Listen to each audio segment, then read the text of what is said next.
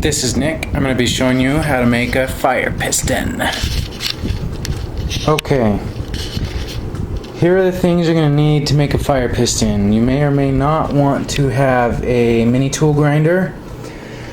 You will need sandpaper of varying grits, like 220 all the way up to, this is like 80 grit right here. So sandpaper. At Home Depot you need to go and find these aluminum rods and cylinders. This one is the cylinder. They run about $10 each. Here's a rod. Okay.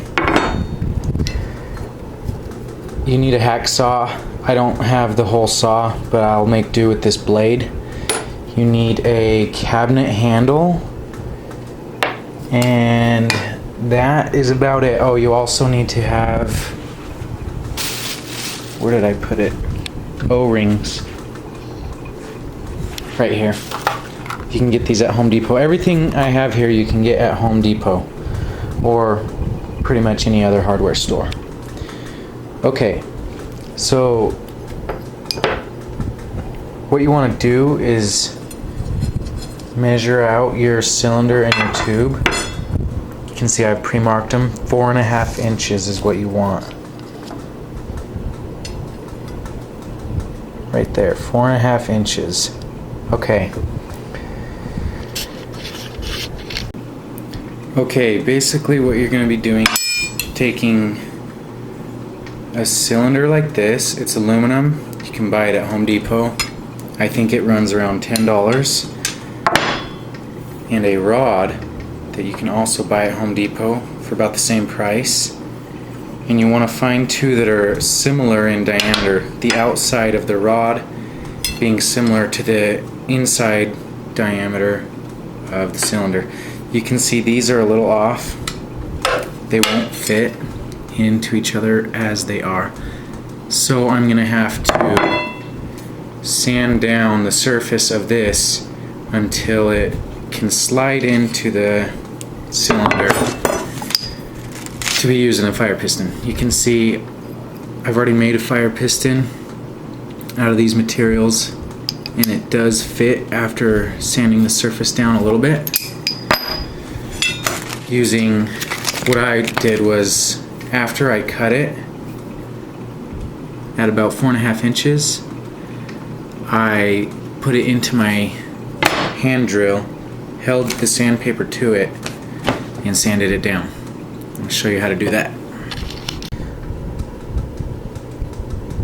Okay, you can see now I have cut both my cylinder and my rod to 4.5 inches. Right there.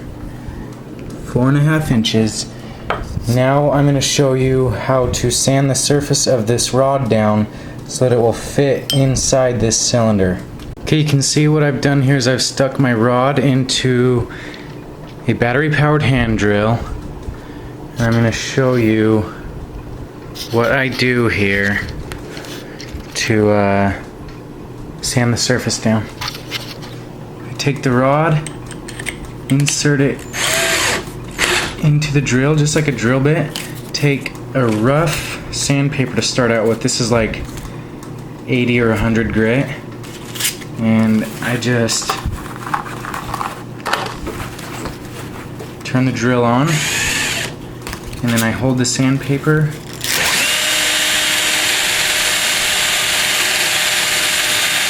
just keep going back and forth like that on the rod here, and it'll eventually sand it down enough so that it'll fit into this cylinder. You need to keep checking it periodically so you don't sand it down too much. Okay, I've been using a really fine grit sandpaper on this, just like this. And I go really slow when I'm going across it, and it's polishing this real nice and making it really smooth.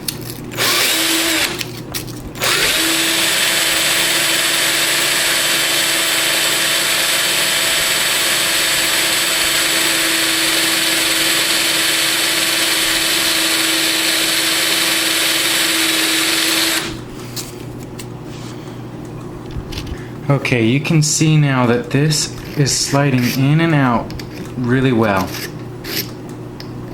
With a little lubrication, that would be really great. Okay. Now, since I've been sanding this one end, I need to flip it around, sand the other end to make it the same diameter. So, get back to work on that. Okay, I've finally got the rod to the point where it can slide easily in and out of the cylinder. Easily slides in and out. That's what you want.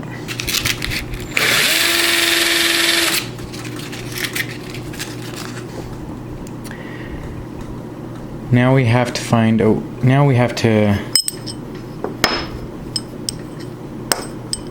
plug the end of this tube or this cylinder up with another portion of this rod that is just slightly smaller, or actually slightly larger than the inside diameter of this cylinder, so that it will have an airtight fit. This is just an example of a fire piston that I've already made. Okay, I have now cut out a plug off the same stick of aluminum that I cut out my rod or my piston.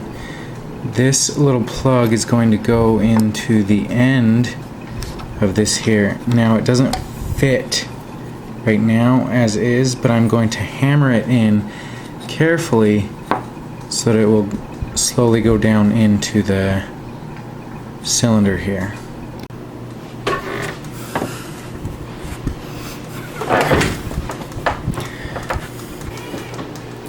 Okay, so what I've done is I've taken my little end piece here and I've sanded it down so it was barely able to fit in on one end, but it's still not able to fit in on the other end.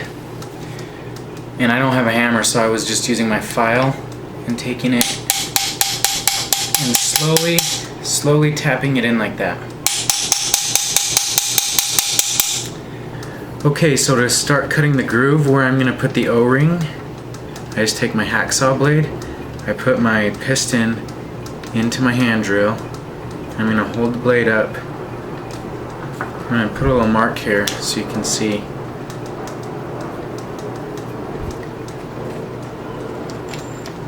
I want that O-ring to go about right there. Can you see that? So that's where I'm going to cut the groove.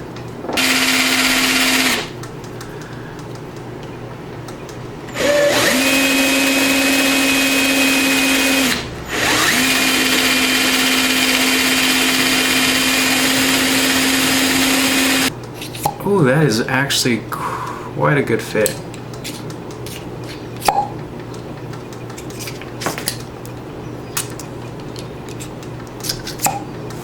Okay.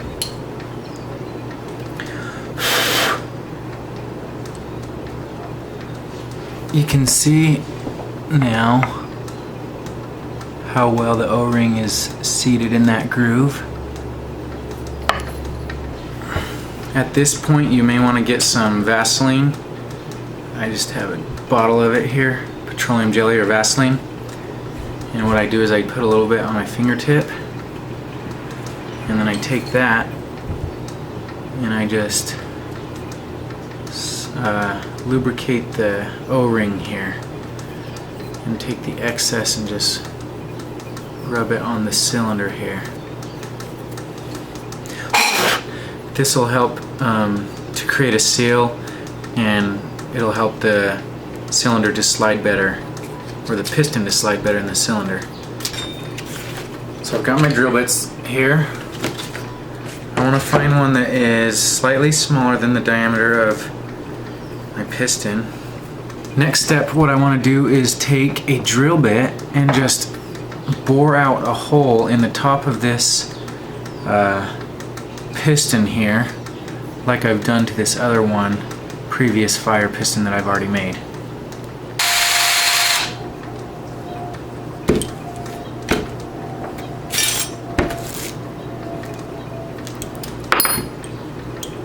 Okay, now I'm gonna smooth out the top with some sandpaper. And I'm going to be careful not to sand my O-ring down, because that would not be good. That hole there is just to hold the tinder while it's inserted into the cylinder and thrusted down. Then you pull it out, your tinder will be ignited. Okay, you can see here I've got my finished piston. I just attached the cabinet handle up there. I've pretty much finished my cylinder here. Later I may just smooth it down with some sandpaper. I've got this ugly knob sticking out I don't like very much, but I can deal with that later. For now, it should be a full functioning fire piston. So we'll do a test. I'm going to lube it up a little bit with some more Vaseline. You don't want too much, but you also want enough that it will work. And I like to lube it up pretty good on the first couple times, just so it kind of gets coated on the inside of the cylinder here with some Vaseline. Let's wipe this here. That's actually a really good compression. Okay, now we're going to test my fire piston to see how well it works. I've got a little piece of char cloth here. I'm going to tear off just a small little piece, about that big. And I'm going to kind of fold it and roll it in my fingers and take it and stick it in the top of that fire piston there, just like that. Make sure it's pretty snug so it doesn't fall out while you're doing this. I'm going to take this, insert into the cylinder, set it on the table, slam down as hard as I can, pull it out, and we'll see if it has ignited. Okay, it did it. It lit. If you blow on that, that ember is red hot. If you put that into a fire bundle, some paper maybe, toilet paper, or dried grass, you can take that ember out. Ooh, be careful not to burn your hands. Okay, I just put it out because it was going to burn my tablecloth, but you can blow on that and it gets red hot. You can put it into dried grass or paper and you can blow it into a flame. That is how to make a fire piston.